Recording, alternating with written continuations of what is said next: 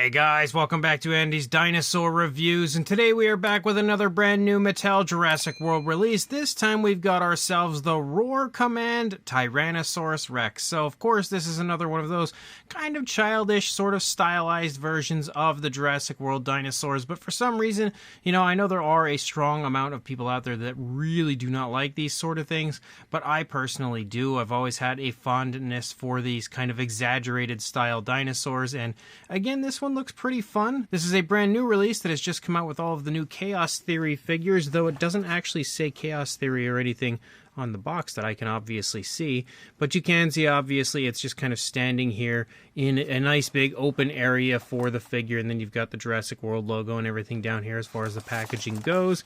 And if we turn it around and we take a look at the back, you can see that it states Roar and shows you how you activate the action feature basically, and the fact that there is a button on the back of the head to make it speak, and apparently you can record and play back whatever you are saying, which is intriguing. I guess we'll have to try that at some point, but let's go ahead, pop this out of the box, and we'll check it out from there. So here is the T-Rex in all of its glory, looking pretty adorable, but at the same time pretty decently detailed as usual. You know, Mattel always does a great job on their sculpts, whether it be childish sort of dinosaurs like this, or, you know, the Hammond collection, or just regular standard mainline releases. They always do a great job, in my opinion, on the actual sculpt and fine detail, and you can definitely see same thing for this one. It looks really quite nice. The paint apps are kind of okay, but basically what you would expect when it comes to Mattel. However, I do like the tones of color for this one. Definitely has a Jurassic Park feel as far as the coloration goes, in my opinion. So let's go ahead, jump to a closer look, and we'll check it out from there. So starting up here at the head sculpt of our T-Rex, it looks pretty decent. You can see the scale detail and everything. You know, the skin texture as a whole looks pretty good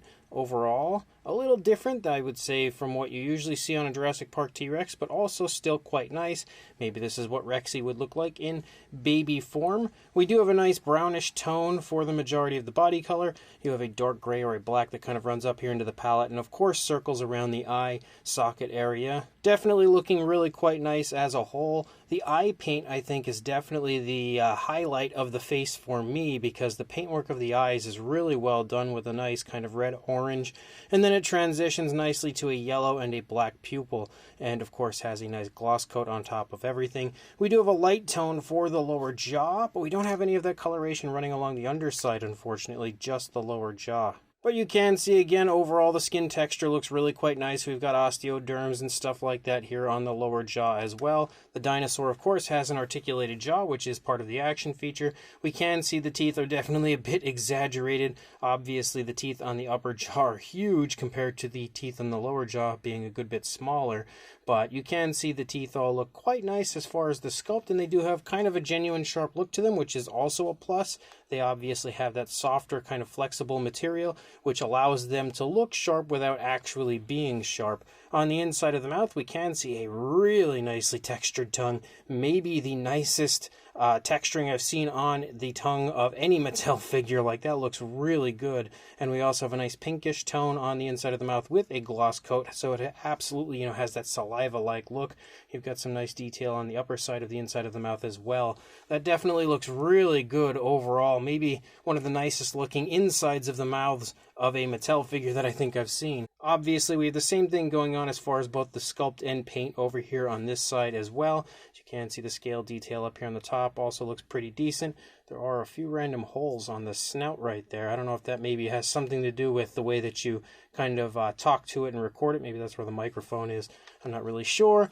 As we move into the back of the head and neck area, you can see another portion of that darker tone pick up, but as quickly as it shows up, it's then gone as you lead down, and then we don't have any more of that color moving along the rest of the body, which is unfortunate. It would have been nice to see some more of that, or at the very least a striping effect moving out through the length of the body. Definitely would have helped to, you know, enhance the overall visual of it. But the skin texture still looks really quite nice as we lead down. And then of course as you lead into the body, you can see we basically have like the T-Rex body all scrunched up into one small little tiny body compared to the massive size of the head, which again is fairly common when it comes to these stylized dinosaur figures from Mattel.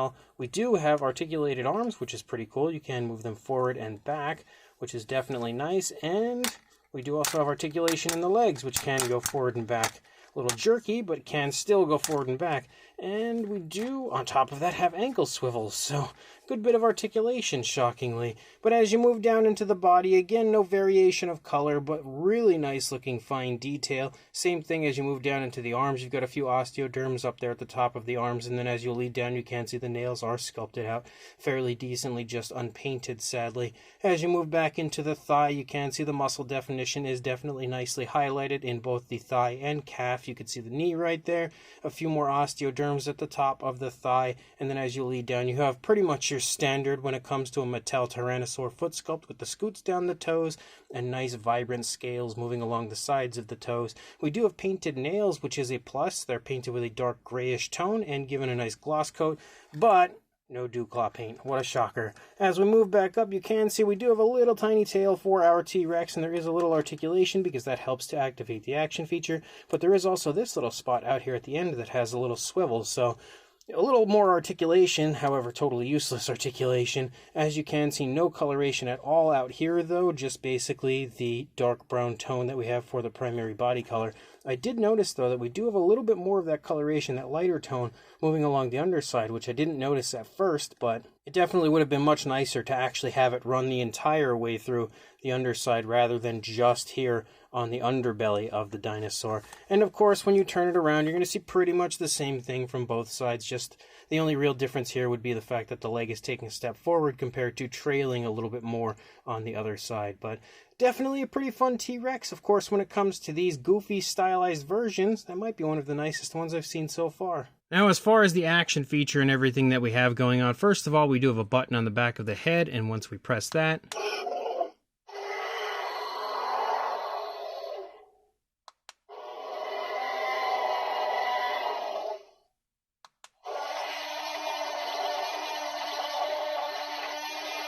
man, I always love that roar. That is probably my favorite of all of the Rexy roars.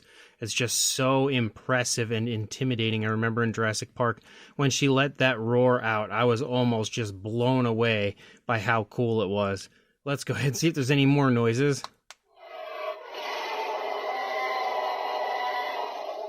This is making me really want to watch Jurassic Park again. As you can see, there are actually a lot of noises this one has, which is really fun. Definitely nice to have so many noises. We can also turn the tail.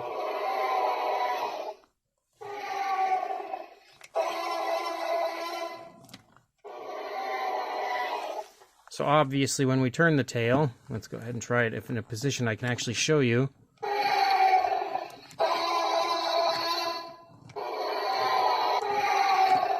It doesn't go up and down, just basically swivels and causes the head to tilt and the jaws to snap, and some, of course, pretty cool noises on top of everything. Let's go ahead and get a measurement for our T-Rex. For a length, you are looking at right around, if it would stay still for just a second, because the head is so wide, it makes it hard to actually measure.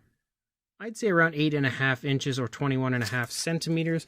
And then for a height, about 6.25 inches or just a hair under 16 centimeters. For a size comparison, there is Mr. Papo T-Rex, the Attack Pack Colovosaurus, Robert Muldoon, and the Collect A human being next to our Tyrannosaurus from Mattel. And you can see he's got a pretty good size to him, even though he's obviously a bit smaller, but still having a decent size overall. For another comparison, here is one of the previously released Dilophosaurs from Mattel, which you can see is kind of one of those goofier looking versions, just like the T-Rex. Very similar when it comes to the proportions and everything like that. You can just tell that the T-Rex is a little bit bigger. And you can obviously see next to the Mega Roar Velociraptor Blue that the T-Rex is a little bit shorter, but overall they're very similar as far as like body mass and everything, just a little bit more of like an upright positioning for the Velociraptor Blue. And for one final comparison, we also have the recently released RC-style Tyrannosaurus from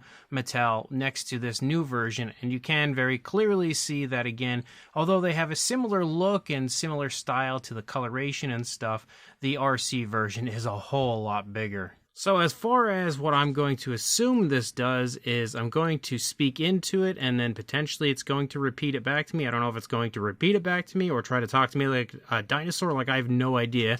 But let's go ahead and just say something to it. I love Carnotaurus way too much.